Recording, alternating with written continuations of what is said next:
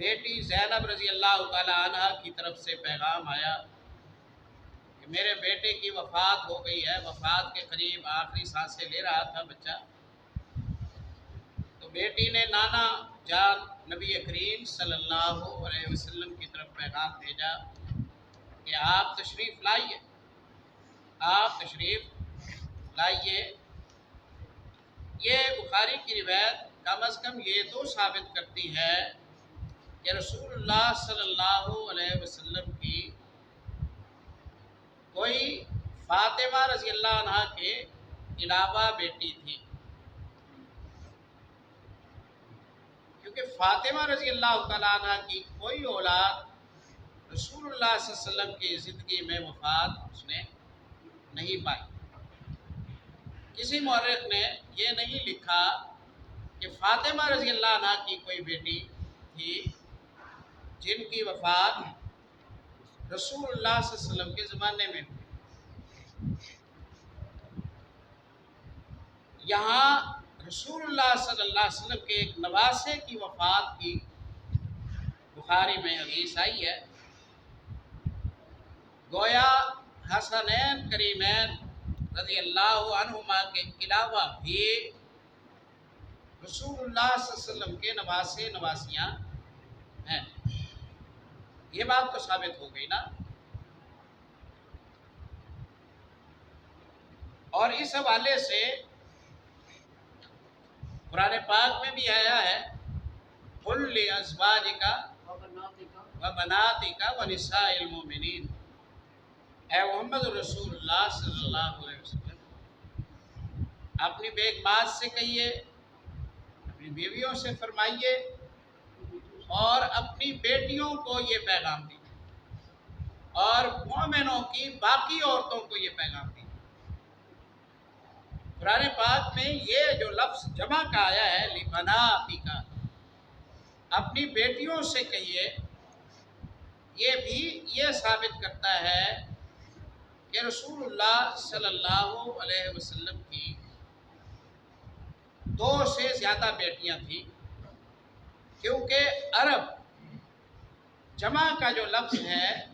وہ 2 کے بعد کی گنتی پر استعمال کرتے ہیں۔ ایک کے لیے مفرد کا لفظ ہے، 2 کے لیے تثنیہ کہتے ہیں، 3 تک تعداد پہنچے تو اس پر جمع کا لفظ عموماً استعمال کرتے ہیں۔ میں جانتا ہوں بعض اسباب کی صورت میں 1 پر بھی جمع کا لفظ استعمال ہو جاتا ہے،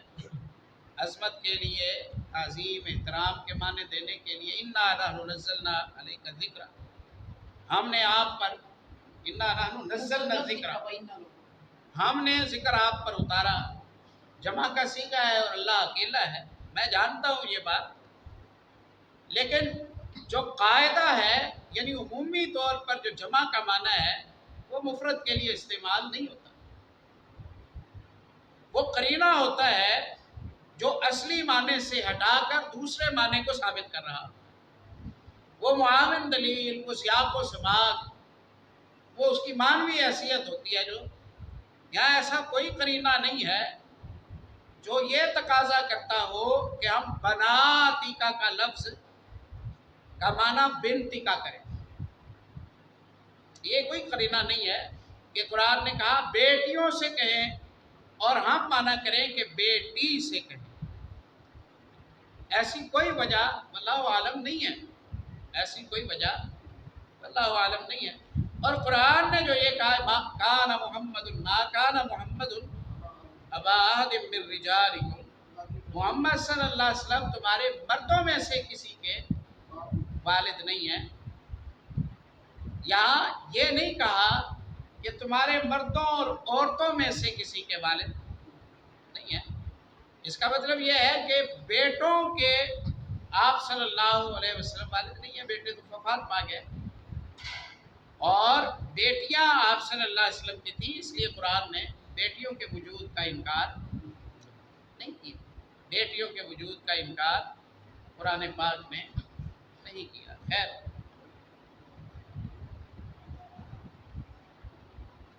آپ کی بیٹی نے پیغام بھیجا کہ میرے بیٹے کی وفات ہو گئی ہے،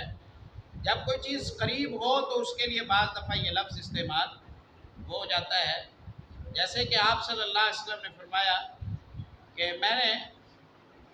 نماز کسوف پڑھ رہا تھا اور میں نے سامنے دیوار پر جنت دیکھی،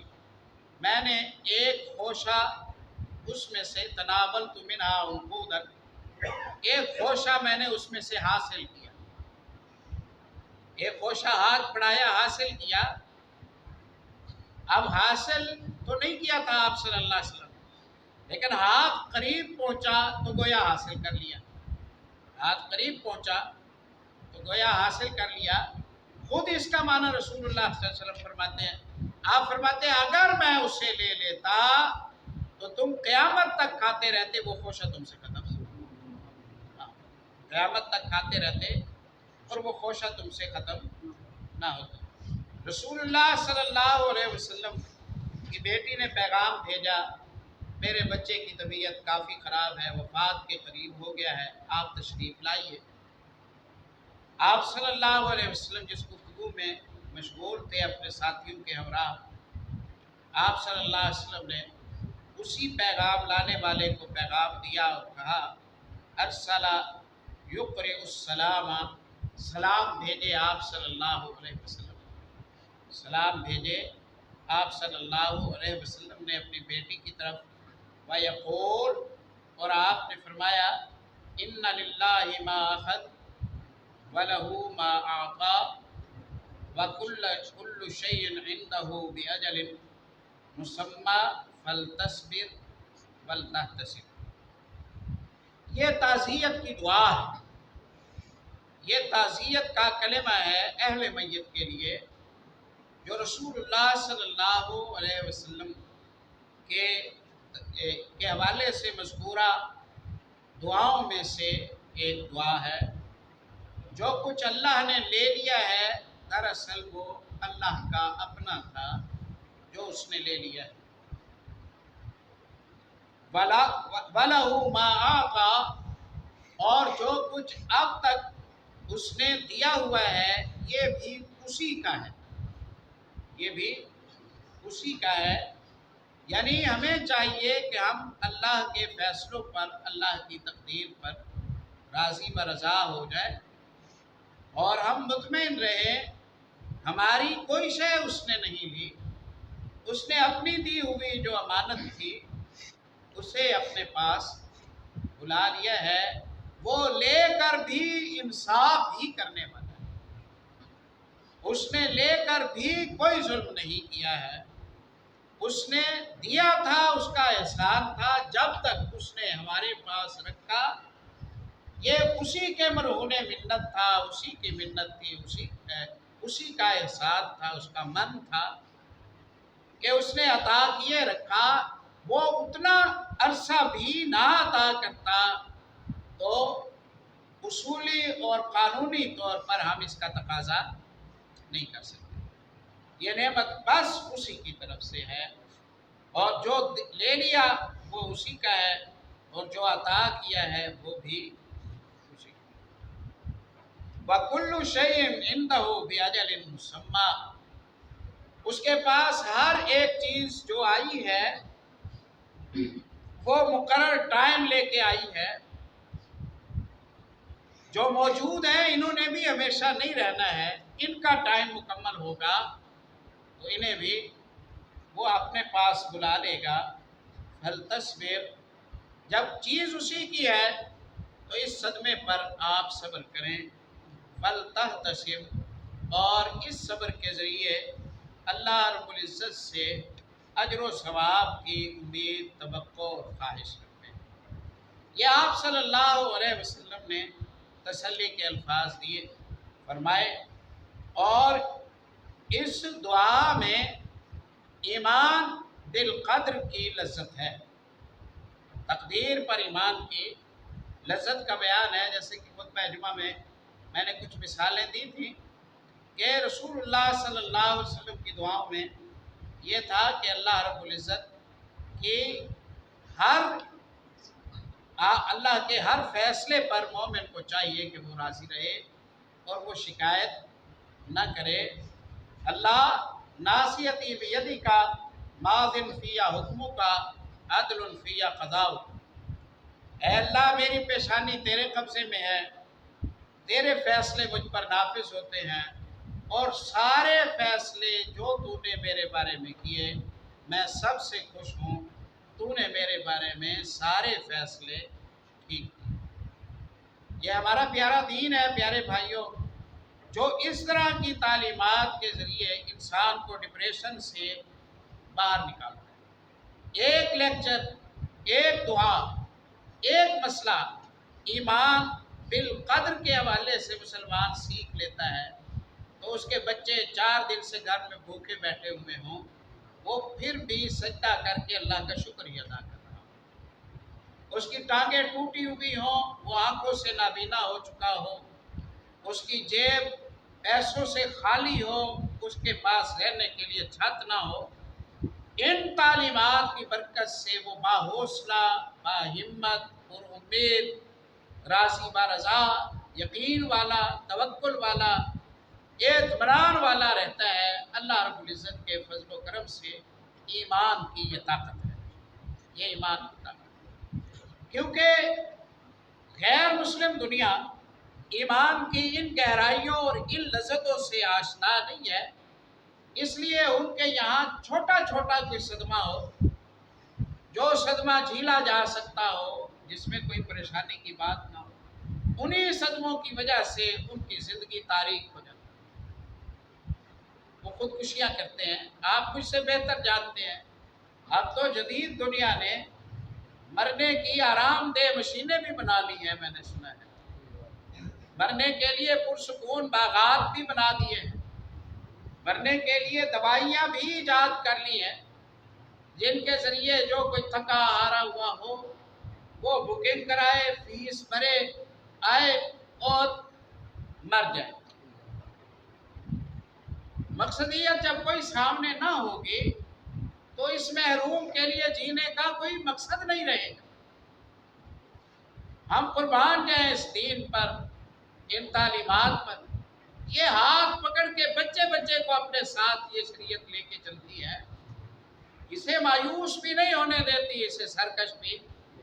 نہیں ہونے دیتی، یہ ہر حالت میں مطمئن ہے، یہ ہر حالت میں، کیونکہ اسے ایک اور جہان دکھایا گیا ہے جو ابدی جہان ہے، والآخرۃ خیر وابقیٰ، ہمیشہ کا رہنے والا جہان ہے، جہاں نہ مرض ہے، نہ موت ہے، نہ صدمے۔ اس کی تمناؤں کو الگ رخ دیا گیا ہے، اس لیے یہاں جب اسے کانٹا چبھتا ہے ہاتھ پکڑ کے اسے بتایا جاتا ہے اس پر تجھے ثواب ہوگا، تیرے گناہ معاف۔ یہ بستر مرگ پر آخری سانسیں لے رہا ہوتا ہے، ساتھ بیٹھا ہوا کہتا ہے کہ لا باست اور انشاءاللہ، فکر کی کوئی ضرورت نہیں، گناہ ہٹ جائیں گے، دھل جائیں گے، صاف ہو جائیں گے، آخرت کا سفر سیدھا ہو جائے گا، آگے اللہ کی طرف سے تیرے لیے انعام ہی انعام۔ آخری لمحے تک مسلمان آدمی مایوس نہیں ہوتا۔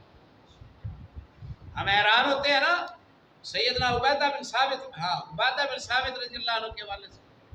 جامع ترمذی میں حدیث آتی ہے، آخری وقت ہے، شاگرد ساتھ بیٹھا ہے، نام میرے ذہن سے نکل گیا ہے، شاگرد ساتھ بیٹھا ہے، تابعی رونے لگا، شاگرد کہا بیٹے کیوں روتے ہو؟ بھلا کوئی اپنے پسندیدہ اور محبوب کے پاس جاتے ہوئے کسی صدمے کا شکار ہوتا ہے؟ رب تعالیٰ کی زیارتیں ہوں، جنتیں مل جائیں، محمد رسول اللہ صلی اللہ علیہ وسلم ہمسائے کی ہو، اس میں کون سی صدمے والی بات ہے؟ تو کیوں رو رہا ہے؟ اور اگر تجھے جدائی کا صدمہ ہے، میں تجھ سے وعدہ کرتا ہوں، رب نے مجھے شفاعت کا موقع دیا، میں تجھ سے وعدہ کرتا ہوں تیرے حق میں شفاعت۔ اتنی مضبوط چٹانیں بھی کسی نے نہیں دیکھی ہوں گی جتنی عظیمت محمد رسول اللہ صلی اللہ علیہ وسلم کے شاگردوں میں۔ ہاتھ کس کے لگے ہیں؟ سنوارا کس نے ہے؟ سلجھایا کس نے ہے؟ نظریہ کس نے دیا ہے؟ سبحان اللہ، سبحان اللہ۔ میں سفارش آخری سانسیں آپ لے رہے ہیں، آپ شاگرد کو تسلی دے رہے ہیں، لئن استشفیدوا لاشفعن لک، موقع ملا تو میں تیری سفارش کروں گا، تو فکر نہ کر، تو فکر نہ کر۔ ایسی حالت میں بھی دوسروں کی فکر ہوتی ہے، ایسی حالت میں بھی دوسروں کی فکر۔ ہاں اسی طرح معاذ رضی اللہ عنہ کے والے سے آتا ہے، سواری پر سوار ہے، معاذ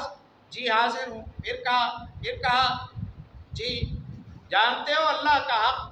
بندوں کے ذمہ کیا ہے؟ کہا نہیں جانتا، آپ نے بتایا۔ پھر کہا معاذ جی حاضر ہوں، پھر کہا جی آپ نے جانتے ہو بندوں کا حق اللہ کے ذمہ کہا ہے؟ کہا نہیں جانتا، بتا دیا، سن لیا۔ کہا اللہ کے نبی بتا دوں لوگوں کو، یہ خوشخبری لوگوں کو بتا دوں؟ آپ نے فرمایا کہ نہ بتا،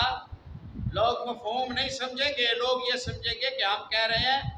اب بس تم تسلی رکھو، کلمہ پڑھ چکے ہو، پکے جنتی ہو، نمازوں کی ضرورت نہیں۔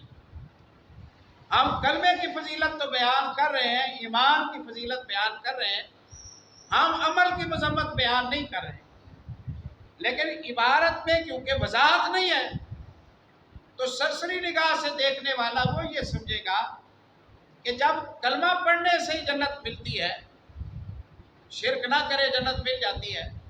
تو پھر نمازیں، روزے، حج، زکوٰۃ، صدقات، سخاوتیں، قربانیاں، جہاد، یہ چیزیں کرنے کی کیا ضرورت ہے؟ جنتی بننے کے لیے ہم نے اسلام قبول کیا تھا، اس کی تو گارنٹی مل گئی ہے، لہٰذا آپ کوئی اور کام کرنے کی ضرورت نہیں۔ لا تبشرہم فیتقوا، انہیں خوشخبری نہ دو، انہیں خوشخبری نہ دو، ورنہ یہ اس پر اعتماد کرتے ہوئے عمل چھوڑ بیٹھیں گے۔ بخاری کے الفاظ ہیں، پڑھیں اور اس پر غور کریں۔ راوی کہتا ہے فاخبر بها معاذ عند موته تعصما، تھا تو علم نہ، تھی تو ایک حقیقت، عوام الناس میں اس کا اعلان کرنے سے منع فرمایا رسول اللہ صلی اللہ علیہ وسلم نے کہ عبارت کا معنی ہر بندے کی پہنچ میں نہیں ہے، اس لیے ایسی عبارت اڑانے کی ضرورت نہیں ہے جس میں عبارت والے کی مراد اور سمجھنے والا مراد اور لے رہا ہو۔ اس لیے لا تبشروں فیتقوا، نہ خبر دے، ورنہ لوگ اس پر بھروسہ کر کے عمل چھوڑ بیٹھیں گے۔ معاذ ابن جبل رضی اللہ عنہ کی موت کا ٹائم ہے، معاذ ابن جبل رضی اللہ عنہ کی موت کا وقت ہے۔ موت کے وقت معاذ ابن جبل رضی اللہ تعالیٰ عنہ نے یہ حدیث بیان کی جو بخاری میں نقل ہے، میں سفر پر ہوں، رسول اللہ صلی اللہ علیہ وسلم کے پیچھے بیٹھا ہوا ہوں، آپ نے فرمایا معاذ، میں نے کہا لبیک، حاضر ہوں، آپ نے پھر وہی کہا، پھر میں نے جب پوری توجہ کر لی آپ نے فرمایا جانتے ہو بندوں کے، اللہ کے بندوں کے ذمہ کیا حق ہے؟ ساری حدیث بیان کی اور اس کے بعد معاذ ابن جبل دنیا سے چل گئے۔ حواس کتنے قابو میں، عزیمت کتنی برقرار ہے، حوصلہ کتنا بلند ہے۔ جاتے جاتے علم کا آخری نقطہ جو موجود تھا، جس کا اعلان کرنے سے منع کیا تھا، وہ اس فکر میں کہ کہیں یہ علم کا نقطہ میں اپنے ساتھ لے کر نہ چلا جاؤں، ظاہر تو کر جاؤں، تو معاذ رضی اللہ عنہ جاتے جاتے یہ بیان کرتے ہیں۔ اسی طرح غالباً جامع ترمذی میں ہے، سیدنا عبد الرحمن ابن عوف رضی اللہ عنہ کے بارے میں، یا عثمان رضی اللہ عنہ کے موت کے وقت ہی انہوں نے عمل جو گناہوں کا کفارہ بنتے ہیں اس سے متعلق حدیث بیان کی، کہتے ہیں کہ میں علم چھپانے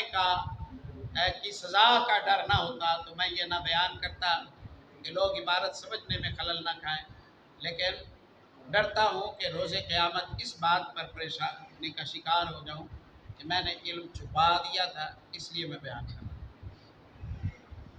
عبداللہ بن مبارک رحمۃ اللہ علیہ امام بخاری کے استادوں میں سے ہیں، امام ابو حنیفہ رحمۃ اللہ علیہ کے شاگردوں میں سے ہیں، محدث کبیر ہیں۔ عبداللہ بن مبارک کی وفات کا ٹائم ہے اور عبداللہ ابن مبارک رحمۃ اللہ علیہ کے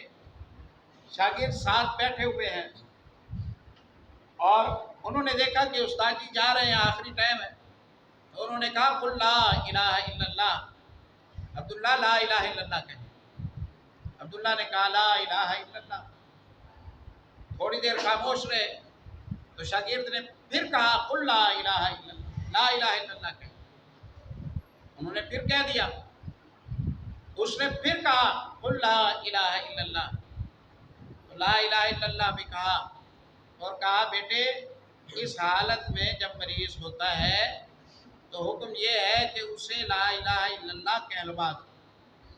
جب وہ یہ کہنے کے بعد اور کوئی کلام نہ کرے تو وہ لا الہ الا اللہ پر ہی ہوتا ہے، ہاں کوئی اور بات کر لے تو پھر کہلواؤ، ورنہ اس حالت میں بار بار نہیں دہرواتے۔ قربان جائے ان ہستیوں کی عظمت پر، یہ کیسے لوگ ہیں، انہیں جینے کا طریقہ کس نے سکھایا ہے، ان کی تعلیمات میں کتنی پختگی ہے، جاتے ہوئے آپ یہ مسئلے سمجھا رہے ہیں، بار بار دہرانے کی۔ اذا قلت فانا على ذلك حتى اتكلم بغيره، میں جب لا الہ الا اللہ موت کے وقت کہہ لیتا ہوں تو میں اسی لا الہ الا اللہ پر برقرار ہوتا ہوں جب تک کوئی میں اور بات نہیں کر لیتا۔ دہروانے کی ضرورت نہیں ہے، دہروانے کی ضرورت نہیں ہے۔ اور اسی طرح امام بخاری رحمۃ اللہ علیہ کے استاد کا تذکرہ آتا ہے نا، نام ہاں راضی کو راضی ہے ابو سرا، امام ابو سرا راضی رحمۃ اللہ علیہ کے متعلق آتا ہے، وفات کا وقت ہے، بخاری وغیرہ میں بھی اس کا اشارہ آیا ہے، وفات کا وقت ہے، شاگرد ساتھ بیٹھے ہیں، چاہتے ہیں تلقین کریں، چاہتے ہیں لا الہ الا اللہ کہنے کا کہیں، لیکن جھجک ہے کہ یہ مریض کو بھی اشارہ ہوتا ہے کہ بھئی اب تیاری باندھ تیرے جانے کا ٹائم۔ جب اس کے اپنے اس کے بچے یہ کہہ دیں کہ لا الہ الا اللہ کہو، لا الہ الا اللہ پڑھتے رہو، بندہ شعور کی عمر میں ہوتا ہے تو اسے اندازہ لگ جاتا ہے کہ لگتا ہے میرا اب زیادہ ٹائم باقی نہیں ہے، کیسے کہے، مریض گھبرا جائے گا، مریض ڈر جائے گا، اس کا صدمہ بڑھ جائے گا، اس پر یہ بجلی کی طرح گرے گا، یہ تلقین، یہ خبر کہ میں بس اب آخری سانسیں لے رہا ہوں، کیا کروں۔ انہوں نے ہیلا کیا، انہوں نے ہیلا کیا، کہا استاد جی ایک حدیث ہے اس کی ذرا آپ سے تصدیق کرانی ہے، یہی لا الہ الا اللہ، من کان آخر کلامہ لا الہ الا اللہ دخل الجنہ، جس کا آخری کلام لا الہ الا اللہ جنت میں جائے، تصدیق کرانی ہے آپ سے ایک حدیث کی۔ کہا بیٹے پڑھو، شاگرد نے سند شروع کر، حدثنا فلان فلان فلان،